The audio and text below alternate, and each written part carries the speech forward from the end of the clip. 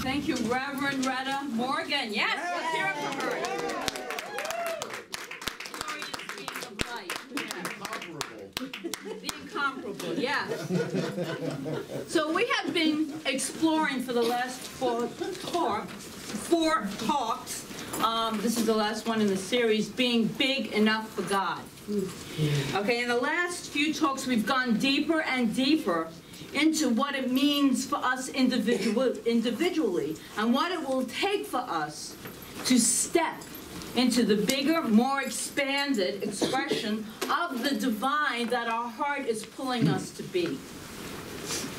You ever feel that your heart is pulling you to be something more than you are? That's the divine in you.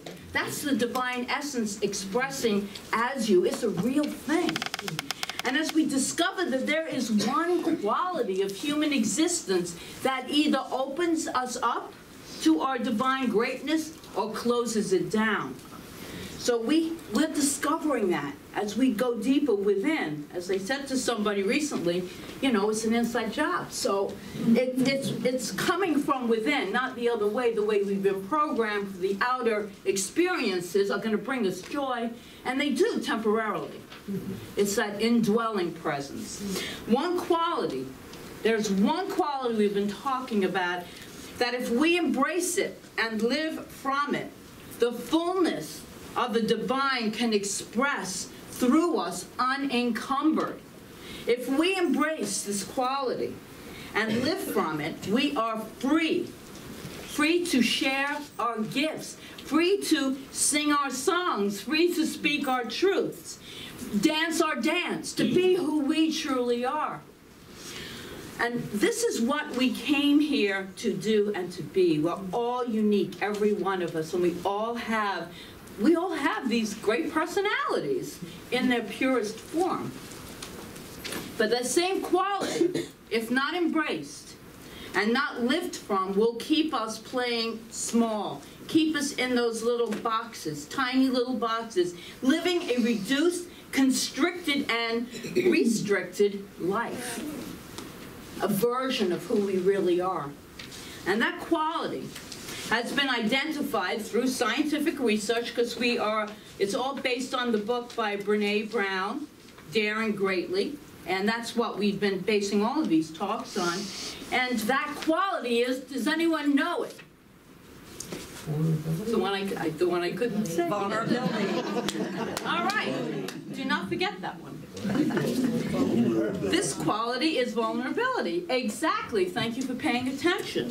So Brene Brown spoke of this in her latest book, Daring Greatly, and that quality is the willingness to be vulnerable. In fact, daring greatly to be scared but do it anyway.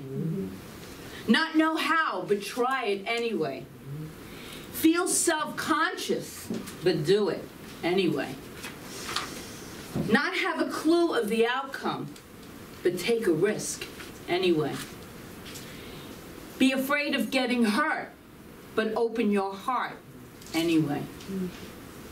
Feel naked, but be authentic and real anyway. So today we're going to take our last exploration into this topic by peeling away two pieces of vulnerability armor, as Brene Brown calls it, vulnerability armor. Things that we do so we won't feel vulnerable.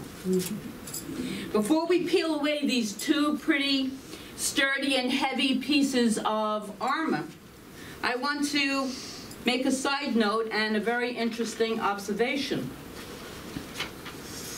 Every single person that Brown studied in her book, which, by the way, we're getting this book in paperback, because the paperback version didn't come out yet. We pre-ordered it, so it'll be in April, and it's a great little book to have there and to read. So every single person that in her study on this topic of vulnerability, every single one of them, without exception, spoke of struggling to one degree or another with this vulnerability. So I want all of us to realize that if it's an issue for you, if it's hard for you, you're not alone. We're all in this together. We're all, every one of us. Some people might look so self-confident, but inside, there's a vulnerability. We all have it. It's not just you. And so it isn't just you who has these reservations, this hesitation, this fear sometimes, and even it can be terror. You got to do something that you really, it's brand new and you're just filled with terror, but you do it anyway. That's the transformation of it, and that is becoming more of who we truly are. It's part of our human experience. All of this is part of our human experience as spiritual beings that we are. So the two forms of shielding we are going to look at this morning, and what Brown refers to as common vulnerable arsenal. Because she found that all incorporate them in their personal armor in some way. There's two different ways that we build up these walls. And once we explore this shield just a little bit, we will then take a look at daring greatly. There's a strategy to it. And that has proven to be effective by all this research that she's done at disarming it. So we want to disarm it a little bit. So we did have, last week, if you were here, we did have an exercise I invited you to do to dip your toes in the ocean of vulnerability, to just do something small even that, you know, might feel awkward or unfamiliar, just to get used to stepping out and going into these places where daring to be great, daring to live greatly. So the first piece of armor Brown calls is the foreboding joy. Or the paradoxical dread. Don't you love that? The paradoxical dread that clamps down around momentary joyfulness. So I'll give you some examples. Tell me if you recognize any of these. You're realizing how much you love your partner, or you are feeling good that life is so good right now, or you are really loving your job, or you are feeling excited because you just got engaged, or the doctor tells you that your illness, your cancer is in remission. You're standing, these are all joyful occasions, yeah? Mm-hmm. You're standing over your baby's crib, just feeling like unbelievable joy. All of these beautiful, sweet, precious life's moments, they leave us with this high vulnerability because we are opened up in such deep joy. But then maybe something like this happens. You are realizing how much you love your partner, and suddenly you are overwhelmed with fear that your partner will leave you, or that you're getting bored, or you are feeling how good life is right now, and then you see your life in your mind. This is all in your mind now. Taking a really wrong turn down some dark alleyway. You're really loving your job, but suddenly you're paralyzed by the realization that in this economy, they're probably going to start downsizing. Won't be too long now. Or you are so excited that you just got engaged, and immediately, on the heels of all that excitement, you have this dreaded feeling of, oh my God, he doesn't really know who I am. Wait till he finds out who I am. He'll dump me like a hot potato. The doctor tells you your cancer went into remission. And after this whole moment of relief, a wave of dread floods you that the doctor is wrong. There's some mistake here. You're standing over your baby's crib feeling this immense joy. And then visions of something terrible could take place here. It starts to fill our minds. This is all that joy I was talking about. Now, I know that in a spiritual center, a church, that is based on the idea that since we are expressions of infinite creation, we are creative beings, that every thought that we have, every emotion we have creates. We do not want to create those kinds of situations. And I'll tell you, most of the time, we hide it. We don't even say that we do these things. We don't think these things, but we're having a human experience, are we not? And so can anyone relate to like having these moments of complete joy, and then all of a sudden the mind, it's not real, the mind just gives you this whole scenario. Oh my God, yep. The mind chatter starts going. This is a phenomenon, that instant, deep, sweet joy that starts to bubble up in us, and which, the thing is, we feel very vulnerable to hurt when we get into these open, joyful, which is a natural spiritual state to be, but we feel, oh my God, I can get hurt here. Something wrong could go very wrong here. And so we slap on this armor of foreboding on us. And then we close it down. And that's what this research that she did shows. So why on earth are we doing this? Why on earth are we doing this? The answer is pretty straightforward. We're trying to beat the vulnerability in us to a punch. We don't want to be blindsided by hurt. So maybe as we've grown up, we've learned to put these shields, these protective armors on us to keep us from feeling the hurt. So we literally practice. We practice being devastated. Isn't that great? Or disappointed. We practice it all the time. Do we not? Yeah. I'm thinking like, I love my house. This is such a great place to live. Oh yeah, but what happens if like a year or 2 or 3, and they get this whole scenario plays out. You're practicing. I'm practicing. So it's like remembering, going back to remember, and there's ways of doing this. So we don't want to be caught off guard, so we put up this shield to protect us, we think. So it won't hurt so much. It's all about us feeling hurt and protecting ourselves. It's all about protection. But what are we protecting ourselves from? So a man in his early 60s, this is from Brown's study. So this man is in his early 60s, and he said this. I love this. I used to think the best way to go through life was to expect the worst. That way, if anything happened, you were prepared. Then I was in a car accident and my wife was killed. Needless to say, expecting the worst did not prepare me for this.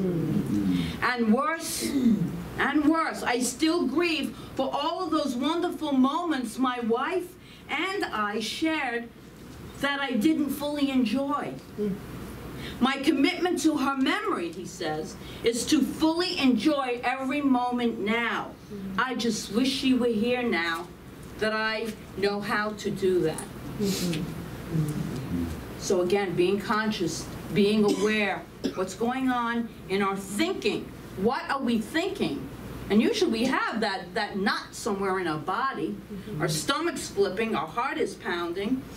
So how do we remove this piece of armor that keeps us small and restricted, that absolutely prevents us from being big for God, daring greatly? How can we do this? Well, practicing, this is what Brown wrote. Even those who have learned to lean into joy and embrace their experiences are not immune to the uncomfortable quake of vulnerability that often accompanies joyful moments. And she says, they just learned how to use it as a reminder. Listen to that. As a reminder rather than a warning shot. What was the most surprising, and she writes, and life-changing difference was the nature of that reminder. For those welcoming the experience, the shudder of vulnerability that accompanies joy is an invitation to practice gratitude. Never getting away from gratitude. An invitation to practice gratitude, to accomplish to acknowledge how truly grateful we are for the person, the beauty, the connection, or simply the moment that we are in. That gratitude therefore emerged from the data as the antidote to foreboding joy. Gratitude. In fact, every participant in the study who spoke about the ability to stay open to joy also talked about the importance of practicing gratitude. You ever notice that? Things are going, I've got a new practice that I'm doing, and it's an old spiritual practice for people, but I'm making it new for me, and it's just really staying present in the day. Not even thinking about tomorrow. Yeah, it's in my calendar, it's on my book, but staying present in this moment and feeling such gratitude for all the goodness in my life. So these beautiful people sitting here, I am so grateful. My heart is overflowing. That is how we can really elevate and change our experiences, is in that gratitude. Brown was taken by surprise by something that will be no surprise to most of us. This is from her research. These participants consistently described both joyfulness and gratitude as spiritual practice that were tied to a belief in a oneness, in a higher power, in a unity. And that is exactly what religious science, science of mind, is always teaching us. These teachings are powerful. These teachings, when we truly embody them, embrace them, and then use them, uplift our lives. They do. So even when we go through those dark nights of the soul, those little valleys or those big valleys, we step into it, use some of our teachings, use some of these spiritual tools. We are creative beings. We create through our thought and through our emotions. So their stories and the descriptions expanded on this point in her book to a clear distinction between happiness, and we learned this in our core classes, between happiness and joy. Participants expressed happiness is an emotion that is connected with a circumstance, whereas they describe joy as a spiritual way of being or engaging the world. Joy is a spiritual quality of the divine. Joy is our birthright. Pure joy, not depending, and I have to go back to children again. When you see a child that's not been domesticated yet, and they're in pure joy. They're not happy because, well, you know, at a certain age, then they get domesticated and they get happy when new toys come in. But the happiness is joy, is pure joy and laughter. That is, it could be over anything. It's an inherent quality in each and every one of us that we might have covered up. So the happiness is dependent then on outside experiences. So that's all changeable, and we're giving our power away. Again, the words of Science of Mind founder, Ernest Holmes, they ring in my ear. We all look forward, he writes this, we all look forward to the day, and I know that you know it if you've read the book, when science and religion walk hand in hand through the visible into the invisible. Brown learned, she learned most about gratitude practices and the relationship they have to passing through vulnerability to joy from men and women who had evidenced some of the most profound losses or survived the greatest traumas. It becomes ultimately clear when you're in those raw places what you're going to choose, because you're choosing. You're choosing. These included parents whose children had died, family members with terminally ill loved ones, genocide, trauma survivors. Their unified wisdom was this. This is so powerful. Be grateful for what you have. Don't take what you have for granted. Celebrate it. Don't apologize for what you have. Be grateful for it. And share your gratitude with others. When you honor what you have, you're also honoring what you've lost.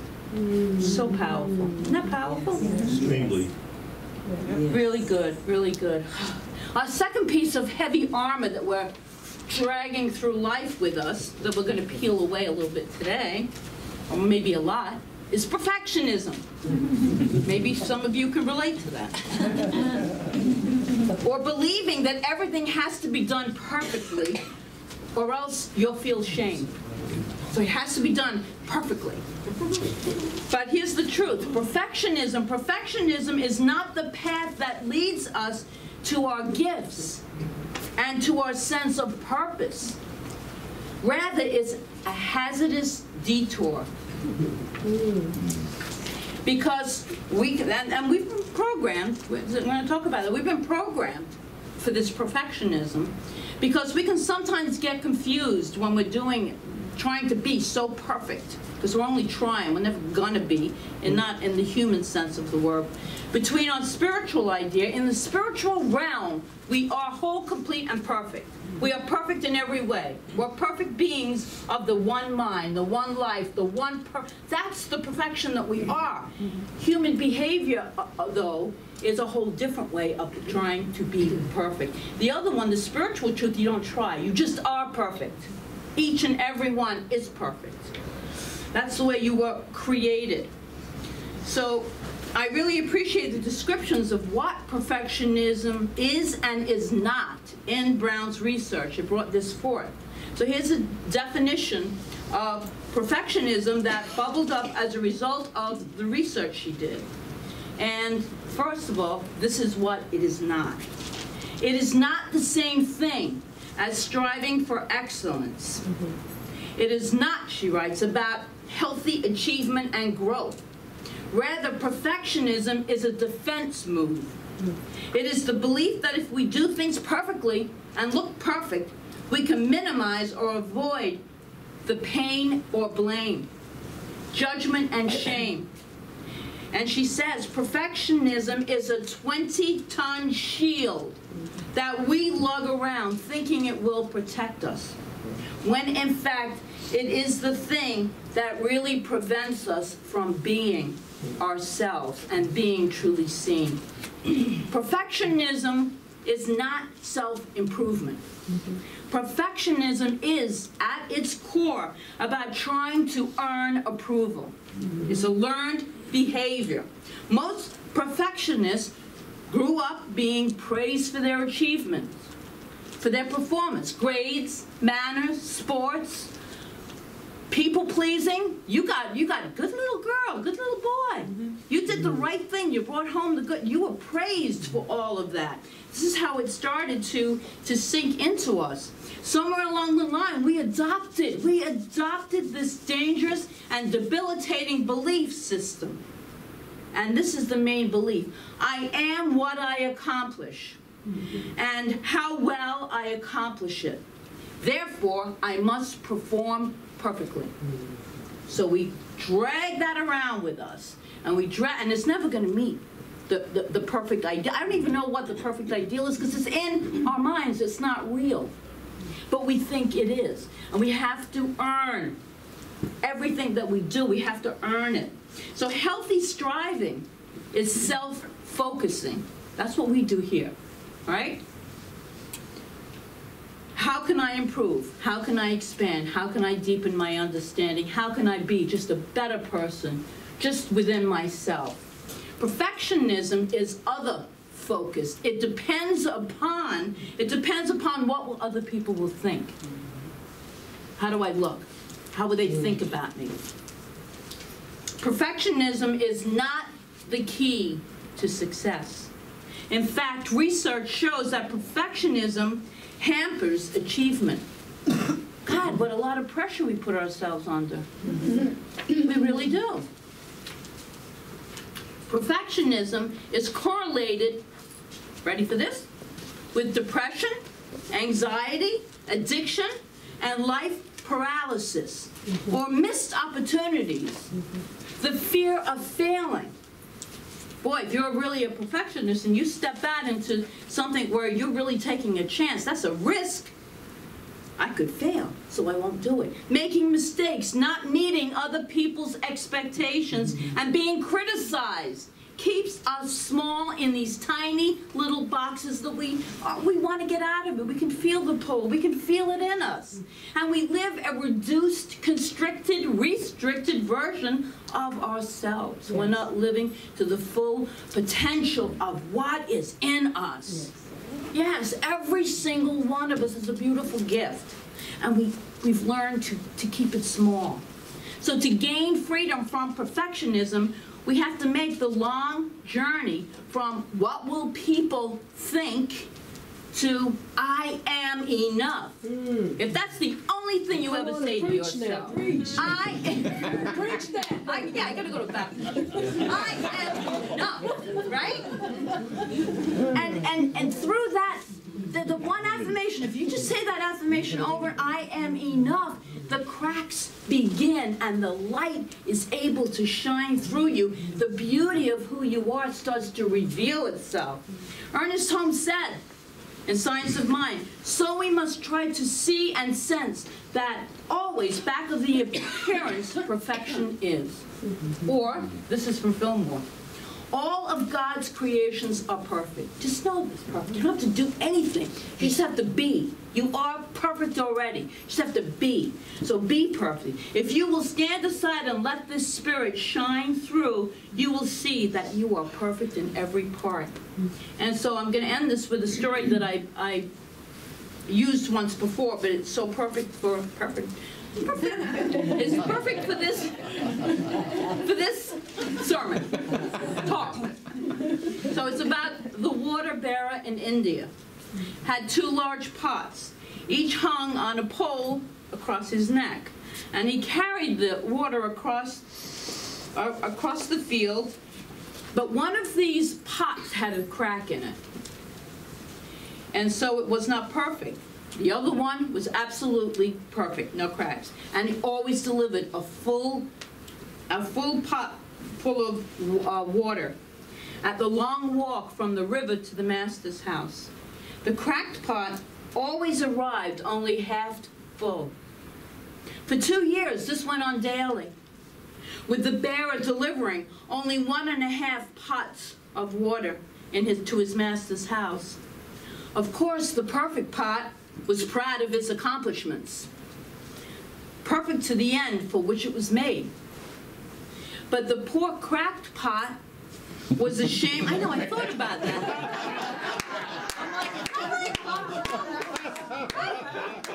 Is that where it comes from? Well, I'm going to talk about this cracked pot. All right? This poor cracked pot was ashamed of its own imperfection and miserable that it was able to accomplish only half of what it had been made to do. After 2 years of what it perceived to be a bitter failure, it spoke to the water bearer one day, as only cracked pots can do. It spoke to the water bearer one day by the stream and said, I am ashamed of myself and not worthy to be carried on your shoulders. I want to apologize to you for that. What are you ashamed of? Said the bearer. I have been able for these past 2 years to deliver only half of my load because this crack in my side. It causes the water to leak all the way back to the master's house. And because of my flaws, you have to do all of this work and you don't get full value from your efforts, the pot said. The water bearer had compassion for the old cracked pot and said, as we return to the master's house, I want you to notice the beautiful flowers along the path. Indeed, as they went up the hill toward the house, the old cracked pot took notice of the sun warming on these beautiful wild flowers all along the path. And this cheered him up a little bit. But at the end of the trail, he still felt bad. He still felt bad because it had leaked out only half of its load. And so again, the pot apologized. The flowers are beautiful, but I still leaked out half of my load. And I'm a failure to you. The bearer said to the pot, did you notice that there were flowers only on your side of the path? Your side, not on the other pot's side. And that's because I've always known about your crack. And I took advantage of it. I planted flower seeds all along that side of the road. And every day when we walked back from that stream, you were leaking the water onto these flowers. And so for the past 2 years, I have been able to pick these beautiful flowers and place them on my master's table, and it brings him such great joy from the beauty of these flowers. And this beauty would not have graced his house if it were not for you. So I want to thank you for who you are. So we never know. We never know, and we just do our best, but we have this perception in us that we're not good enough, that we're not enough, that something is wrong, missing, absent from us, when it's not. It's all in our minds, okay? It's all in our thoughts. We are whole, complete, and perfect. That's the basis for science of mind, these teachings. We are whole, complete, and perfect. In the words of Leonard Cohen's song Anthem, there is a crack in everything. That's how the light gets in. And I would say, and that's also how the light gets out. We shine and radiate our light. And so, my friends, we bring our exploration, which has been a lot of fun, to dare greatly, to be vulnerable, to a close this morning by peeling away these armors that with this foreboding joy, and moving to gratitude and this perfectionism, and just to move it to the place that we are in our souls, in our essence. We are perfect just the way we are. And so I would like us all to move to a place where we are crazy, knock your socks off the charts, over the top, big for God. So it is.